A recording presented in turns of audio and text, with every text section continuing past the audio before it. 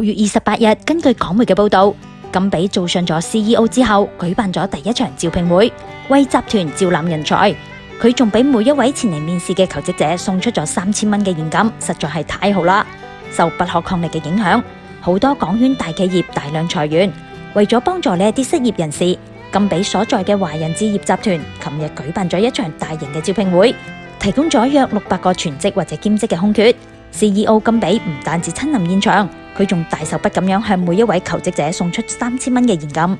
從曝光嘅現場照片入邊睇到，甘比為咗拉近同求職者嘅距離，佢冇着職業裝，而係換上咗深藍色波點衫同牛仔褲，打扮後生有活力，就好似一個20零歲嘅後生妹咁樣。咁樣嘅佢混喺人群入邊真係好難一下子被人發現。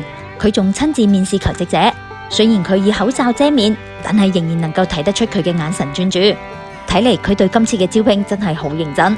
據悉，今次招聘會一共吸引咗1500名求職者參與，集團合共派出咗450萬嘅現金。甘比受訪嘅時候透露，今次招聘大家都好踴躍，充分反映咗本地勞動力受到嘅衝擊好大。